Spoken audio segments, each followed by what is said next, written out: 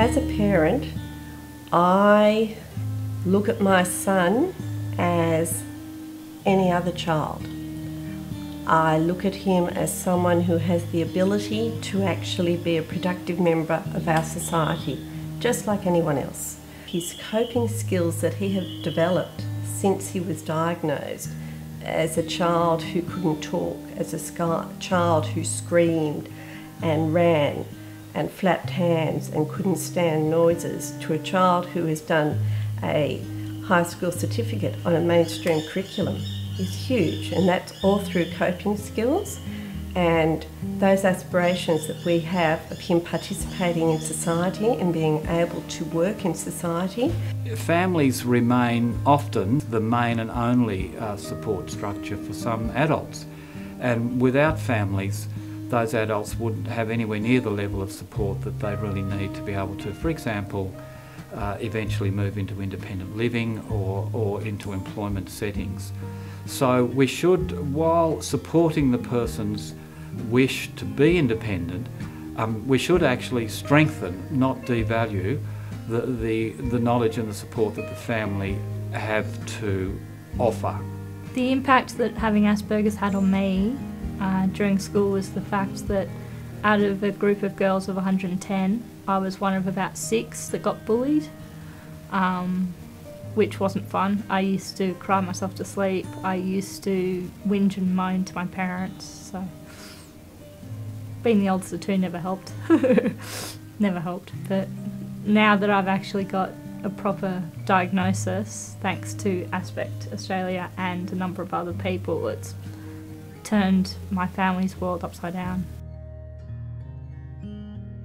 Camilla has been supported with health services right the way through, mental health and allied health services. She had speech pathology from an early age. That was important because she had articulation difficulties, but she certainly had thinking process, thought process difficulties, ability to actually frame a response or to come up with something in a spontaneous situation. She was a child who typically learnt from chunk by chunking.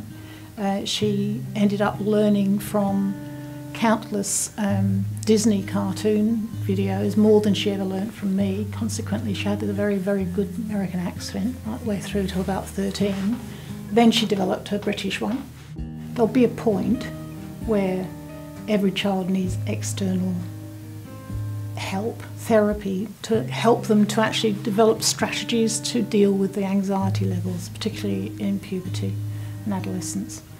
You can shop around for psychologists. You really do need to go and ask them what experience they have had in dealing with children on the spectrum prior to accepting them for services.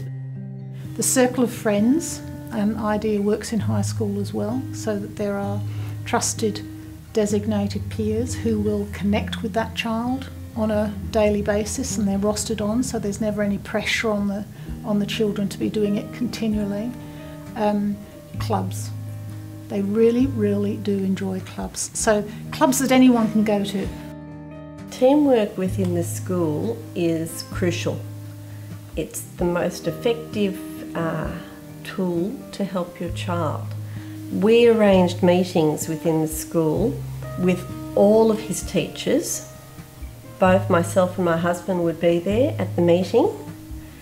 Also, I would bring in therapists, and that entire team would discuss everything that had been happening, everything that was causing distress. Having that team there, having that assorted group of people, we were able to actually explain why a lot of things were happening. As a parent, you need to be confident that your son is going to be able to look after himself.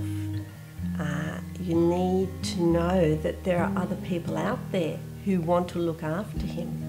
One of the most mortifying things is to think that all of a sudden I'm not going to be here anymore, and all those things that you do to help him through his day to day what's going to happen? Who's going to look after him? It's so important that you do have a wonderful relationship with all the services that are made available in order to maintain that for when you might not be here anymore. And what falls into that is friends. And these networks that we have set up were difficult, very, very difficult, because it's not something that comes naturally to him. It's something that he learnt starting at Fern Barnett and his local preschool. I am very confident for my son and very happy for my son, because those networks that we started are still with him today. And his dearest friend is still his dearest friend.